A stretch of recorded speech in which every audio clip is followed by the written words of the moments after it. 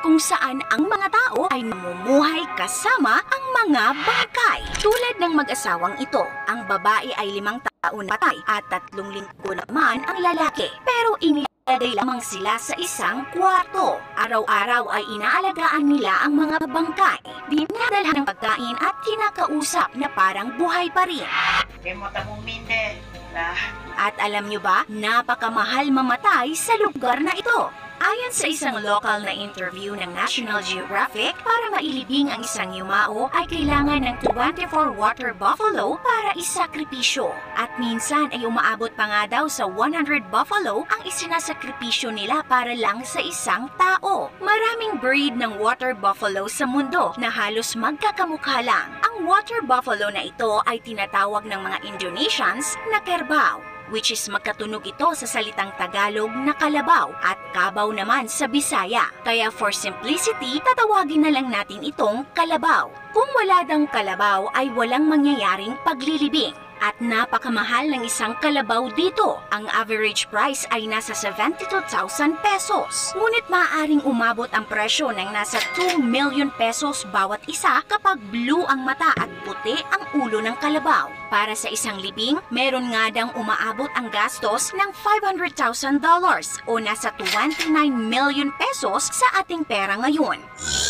Ang mga Torajans ay naninirahan sa Tanah Toraja, Indonesia. Kapag merong namatay na isang Torajan, ang katawan nito ay agad nilalagyan ng formalin para hindi mabulok at kalaunan ay mag-mummify. Pagkatapos ay inilalagay nila ang yumao sa isang kwarto ng tinatawag nilang tungkonan, isang tradisyonal na bahay na ang bubong ay hugis bangka. Naniniwala ang mga Torajans na ang kaluluwa ng yumao ay nasa bahay pa rin at para sa kanila, sila ay nagkasakit lang. Tinatawag nila ang yumao bilang tumakola o sick person. Hindi pa nila makukonsider na patay na ang yumao hanggat hindi pa nangyayari ang funeral o paglilibing. Ang bangkay ngang ito ay 4 na taon ng patay sa panahong kinunan ang videong ito noong 2022 at ang kanyang libing ay ginanap sa sumunod pang taon. Bakit ganon katagal? Tulad ng sinabi ko kanina, napakamahal mamatay dito kaya nag-iipon pa ang kanyang pamilya para siya'y mailibing. Kung ang karamihan kasi sa atin ay nag-iipon para magkaroon ng magandang buhay, ang Torajans ay nag-iipon naman para magkaroon ng magandang libing. Sa Torajan culture kasi, ang funeral ang pinaka-importanteng araw sa buhay ng isang tao at kailangan ng ingrandeng selebrasyon para daw itong fiesta. Maraming kapamilya ang magbibigay ng kanilang regalo sa pamilyang namatayan tulad ng pera at hayop. Ang selebrasyong ito ay maaaring tumagal ng 1 linggo o higit pa at nangangailangan ng pagkatay ng napakaraming hayop at ang pinaka-importanteng hayop na hindi pwedeng mawala sa funeral ay ang kalabaw. Pero nagkakatay rin sila ng mga baboy. Para kasi sa mga Torajans, ang kaluluwa ng kalabaw ang siyang mag-guide at poproteksyonan nito ang kaluluwa ng yumao habang naglalakbay ito patungong Puya o the land of the spirits. At kung mas ingrande ang funeral at maraming kalabaw daw ang makakatay, ay mas malaki ang respetong makukuha ng yumao at ng pamilya. Nagsisilbi daw kasi itong huling pag-alay ng respeto sa yumao, kaya pinaghahandaan talaga nila.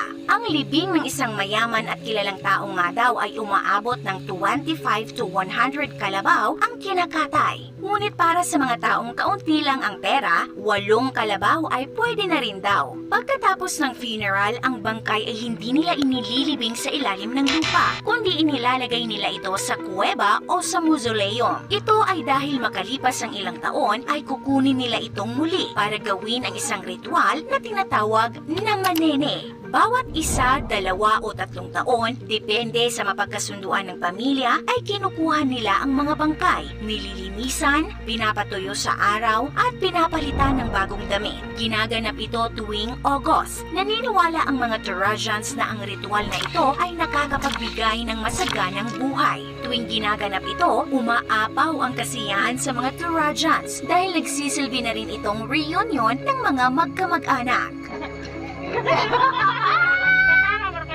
Makikilala at makikita rin ng mga bagong henerasyon ang kanilang mga ninuno na pumanaw na. Kaya naman may tawanan at picturan na nangyayari tuwing manene. Pagkatapos ng ritual ay ibabalik lang din nila ang mga bangkay sa kanilang mga libingan.